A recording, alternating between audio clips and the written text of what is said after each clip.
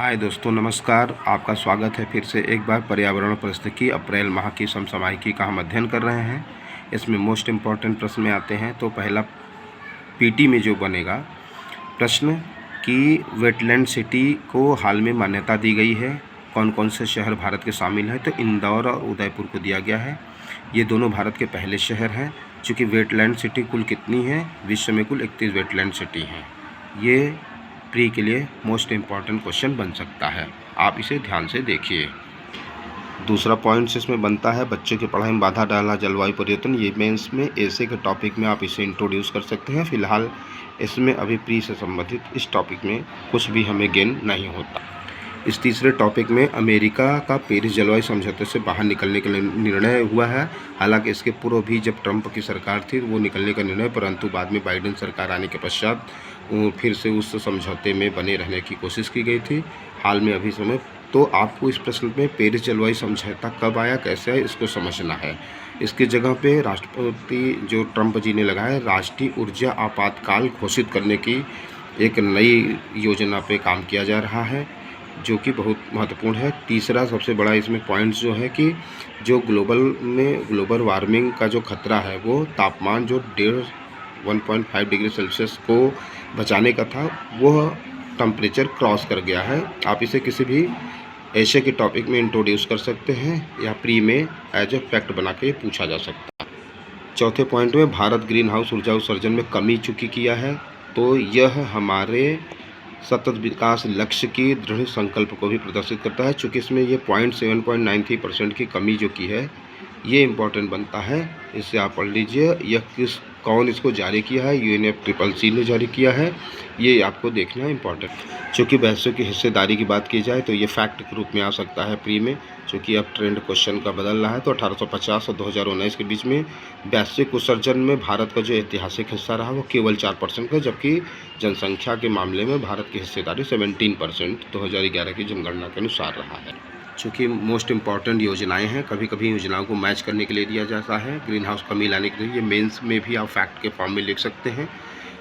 कम उत्सर्जन क्यों कम हुआ, किस कारण से कम हुआ, तो LED जो बल्ब आपके हैं, LT LED लेड्स जो दिया हुआ है, एक पेड़ माँ के नाम मोदी जी का है। मिस्टी जैसी योजनाएं थी, स्मार्ट सिटी मिशन, जलवायु कार्यक्रम भी इम्पोर्टेंट रहा है। अगला है गुजरात में पहली तटीय वेंडर पक्षी गणना की जा रही है। वो पूछा जा सकता है भारत की पहली तटीय वेंडर पक्षी गणना कौन से राज्य द्वारा की जा रही है, तो गुजरात इसमें प्रीवियस फैक्ट के हिसाब से बन सकता है। भूजल गुणवत्ता रिपोर्ट पर ध्यान दिया जाए तो इसमें आप फैक्ट के फॉर्म में आ सकता है कि यूरेनियम का प्रदूषण सबसे ज़्यादा कहाँ है, राजस्थान और पंजाब में दिखा रहा है। फ्लोराइड का प्रदूषण कहाँ है, राजस्थान पर, हरियाणा, कर्नाटक, आंध्र प्रदेश, तेलंगाना में। नाइट्रेट प्रदूषण क्या है, राजस्थान, कर्नाटक और तमिलनाडु में। आर्सेनिक गंगा ब्रह्मपुत्र की नदियों में बाढ़ के बिना आर्सेनिक प्रदूषण समस्या है। एक प्रश्न इस तरह का बना सकता है। दूसरा बना सकता है ब्लू बेबी सिंड्रोम जो होता है वो नाइट्रेट प्रदूषण का होता है। आर्सेनिक प्रदूषण होता है, वो उससे क्या प्रभाव पड़ते हैं, फ्लोराइड से क्या प्रभाव पड़ता है, यूरेनियम का क्या प्रभाव पड़ता है। ये सब सारी चीज़ें आपके फैक्ट के फॉर्म में बना सकते हैं, मैच कराने के लिए आती हैं। प्रीवियस ईयर कई सारे क्वेश्चन दे चुके हैं। अब अप्रैल माह की रिपोर्ट और सूचकांक पे आ जाते हैं। इसमें ग्लोबल साइबर सिक्योरिटी आउटलुक 2025, चूँकि इस वर्ष सबसे ज़्यादा घटनाएँ साइबर से संबंधित रही हैं, तो इसमें पूछा जा सकता है किसके द्वारा जारी किया जाता है, तो विश्व आर्थिक मंच के द्वारा इसको जारी किया जाता है।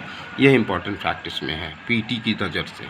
चूँकि ऑक्सफैम रिपोर्ट जो आती है हर साल आती है, 2025 आई है। ये भी विश्व आर्थिक मंच जो वार्षिक बैठक के पहले दिन जारी की थी। यह असमानता की रिपोर्ट होती है, पहला इसमें फैक्ट बन जाता है। चूँकि अरबपतियों की संख्या देश में ज़्यादा हुई, इसलिए यह मोस्ट इम्पॉर्टेंट बन जाता है कि एक अर्थशास्त्र में नियम है कि जैसे जैसे विश्व भर में अमीरों की संख्या बढ़ती जाएगी, वैसे वैसे हमारे यहाँ असमानता बढ़ती जाएगी और हम गरीबी की तरफ बढ़ते जाएंगे। मतलब एक वर्ग के पास सबसे ज़्यादा पैसे रहेंगे, दूसरे वर्ग के पास सबसे कम पैसे रहेंगे। नेक्स्ट इंपॉर्टेंट है वैश्विक रोजगार और सामाजिक परिदृश्य रिपोर्ट कौन जारी करता है, तो अंतर्राष्ट्रीय श्रम संगठन यही जारी करता है। इसमें फैक्ट के फॉर्म में हो सकता है 2024 में जो बेरोजगारी दर थी वैश्विक स्तर पर 5% के रिकॉर्ड निम्नतम स्तर पर है। 2026 में अनुमानित है 4.9 का है, यह अनुमानित स्तर है। जो कि फैक्ट में पॉइंट दिया सकता है कि इसके कारण क्या क्या हैं, और प्री में भी बना सकता है मंद आर्थिकता, भू राजनीतिक तनाव, जलवायु परिवर्तन, संविधान प्रभावित करना, सामाजिक अनिश्चितताएँ भी इसके इम्पॉर्टेंट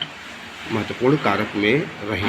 मोस्ट इम्पॉर्टेंट पॉइंट्स हैं। हेनले पासपोर्ट इंडेक्स है, जो हेनले पासपोर्ट ये आंकड़ों पर आधारित होता है, अंतर्राष्ट्रीय वायु परिवहन संघ द्वारा जारी किया जाता है। चूँकि इसमें 199 देश हैं। भारत का 2025 में 85वां स्थान है, 85 रैंक है, जो कि लास्ट ईयर इसका 80वां रैंक थी। अब भारत की जो स्थिति है वह 57 देशों में बिना वीज़ा की यात्रा कर सकते हैं। सेकंड हो सकता है 195 देशों में वीज़ा मुक्त यात्रा करने के लिए पहले स्थान दुनिया का सबसे ताकतवर जो पासपोर्ट बना है वह सिंगापुर है। दूसरे नंबर पर जापान है। तीसरे नंबर पर फ्रांस, जर्मनी, इटली और स्पेन है। चौथे नंबर पर 7 यूरोपीय देश हैं। अंतिम स्थान पर अफगानिस्तान है, जो 26 देशों में वीज़ा मुक्त प्रवेश कर सकता है। तो कभी कभी यह अवरोही या आरोही क्रम में भी लगाने के लिए आ जा सकता है। सिंगापुर है, जापान मोस्ट इम्पॉर्टेंट है सबसे ताकतवर पासपोर्ट के नाम पे, और सबसे कम पासपोर्ट जो है कमज़ोर जो है वो अफगानिस्तान का है। एक है U++ रिपोर्ट है, केंद्रीय शिक्षा मंत्रालय 2023-24 के लिए स्कूली शिक्षा पर जो प्रणाली है उसमें रिपोर्ट प्रस्तुत की गई है। उसमें स्कूलों के नामांकन पे बुनियादी ढांचों पे जो प्रस्तुत की गई है। हालांकि इसमें सबसे ज़्यादा इम्पोर्टेंट होता है कि U- और U++। चूँकि U++ जो है वो 18-19 सन इम्पॉर्टेंट है, 18-19 में जारी किया गया था, और जो U- पहले आया था वह सन 2012-13 में जारी किया गया था। तो ये दो मेन इम्पॉर्टेंट है, इसको आपको देखना ज़रूरी है। U- में फैक्ट के तौर तरीक़ों पे देखा जाए तो इसमें नामांकन संख्याएं 2023-24 में घटी हुई हैं। और अगर गिरावट देखें तो सबसे ज़्यादा प्राइमरी स्तर पे, उच्च प्राइमरी स्तर, माध्यमिक स्तर पे हुई है। इसके विपरीत पूर्व प्राइमरी स्तर और उच्च माध्यमिक स्तर पर जो है वो वृद्धि देखी गई। सबसे ज़्यादा गिरावट की स्थिति देखा जाए तो अवरोही क्रम में देखा तो बिहार में सबसे ज़्यादा है, उसके बाद यूपी है, लास्ट में महाराष्ट्र का नंबर है। लड़कों के नामांकन दर भी घटी है, लड़कियों के भी नामांकन दर घटी हुई है। आपको ये ध्यान देना है। हम पहले ही बता दें U- जो है वो पहली बार आया था 2012-13 में, जबकि U++ के इंट्रोड्यूस किया था 2018-19 में। तो ये आपको देखना पड़ेगा। ये उन्नत संस्करण U+ होता है। वार्षिक भूजल गुणवत्ता रिपोर्ट आ गई है फिर से। इसमें वही नाइट्रेट का संदूषण की बात की है। नाइट्रेट में क्या होती है, इसमें सबसे ज़्यादा इम्पोर्टेंट है नाइट्रेट स्तर सुरक्षित सीमा जो है 45 मिलीग्राम प्रति लीटर है। ये ज़्यादा इम्पोर्टेंट है। इससे प्रभावित राज्य राजस्थान और कर्नाटका है। और ये लास्ट में दिया है नाइट्रेट का सेवन बुलबुली सिंड्रोम होता है और साथ साथ समस्याएं भी बनी सकती हैं, इसलिए इस पर विशेष ध्यान दें। पूरे जन में भूजल निष्कर्षण जो हो रहा है 60.4% है। हालांकि इसमें ब्लॉक सुरक्षित 73% है, जहाँ पे भरपाई हो रही है। इस 18वीं लोकसभा चुनाव के सांख्यिकी रिपोर्ट ये सबसे ज़्यादा मोस्ट इम्पॉर्टेंट है, जो कि इसमें फैक्ट ही फैक्ट है।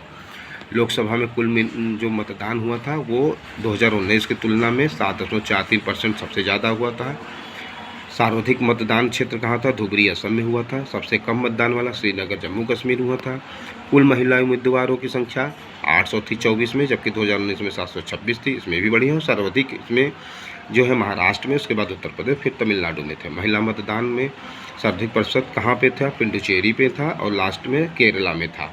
फिर सर्वाधिक महिला मतदान कहाँ, धुबरी असम में सबसे अधिक हुआ था। तमिलनाडु पश्चिम बंगाल में सबसे अधिक हुआ।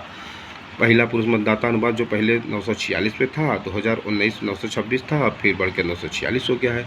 अभी तक भारत में कुल 6 राष्ट्रीय दल हुए हैं, जिनके दल के नाम भाजपा है, कांग्रेस है, बसपा है, मार्क्सवादी है, CPIM, आप है और नेशनल पीपुल्स पार्टी है। इनके सन भी आप याद करिए कि इनका जन्म कब हुआ था, भाजपा का, कांग्रेस का, बसपा का, मार्क्सवादी का, CPIM का। तो इसी के साथ हम इस चैप्टर में ख़त्म करते हैं और फिर आपसे जल्द मुलाकात करते हैं। तब तक के लिए धन्यवाद।